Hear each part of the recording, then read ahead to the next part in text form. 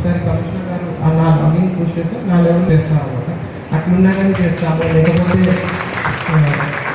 తర్వాత for example 2011 కానీ 13 ఆ టైంలో మనకి ఇందిరా ఇల్లు కొంత కట్టుకొని మళ్ళీ ఇప్పుడు శాంక్షన్ తీసుకున్నప్పుడు పాత ఇందిరా ఇల్లు వచ్చిందని రిజెక్ట్ అవ్వడం కానీ, లేకపోతే మీ పేమెంట్ ట్రాక్టర్ ఉన్నా కానీ, లేకపోతే పేమెంట్స్ రాకపోతే అట్లా కొన్ని సమస్యలు ఉన్నాయన్నమాట.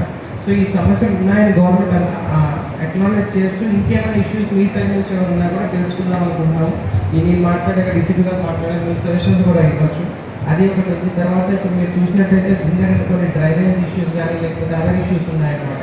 వాటన్నిటి కూడా ఇప్పుడు మనం 15 crores డిఎంఎఫ్టీ నుంచి కూడా వర్క్ టేకప్ చేస్తున్నాము. తర్వాత టీఎఫ్ఐడిసి కూడా ఒక 50-60 crores గవర్నమెంట్ నుంచి పైప్ లైన్లో ఉందన్నమాట. సో ఒక ఐడియా ఏంటంటే నెక్స్ట్ 1 year 6 months to 1 yearలో almost maximum infrastructure related works అంటే సీసీ రోడ్స్ కానీ, డ్రైన్ కానీ, డ్రింకింగ్ వాటర్ రిలేటెడ్ ఇష్యూస్ కానీ అన్నీ క్లోజ్ అయితే ఉద్దేశంతో అట్లా వర్క్ ప్లాన్ చేసుకుని వెళ్తున్నాం. అదేవిధంగా అమృత్ అనే సెంట్రల్ గవర్నమెంట్ స్కీమ్ నుంచి కూడా మనం వర్క్స్ టేకప్ చేస్తున్నాము. ఆ వర్క్స్ మేము కూడా కొంత స్లోగా అయితేనే అయిపోవడం వల్ల అవుతున్నాయి. సో అది కూడా మేము పుష్ చేస్తున్నాము. సో అది చేశాక దాంట్లో ఇంకా చాలా వరకు పెండింగ్ ఇష్యూస్ కూడా లేకపోతే డ్రింకింగ్ వాటర్ రిలేటెడ్ ఇష్యూస్ కూడా క్లియర్ అయితే అనుకున్నాం. సో ఇట్లా మీ దృష్టికి ఎటువంటి ఇష్యూ వచ్చినా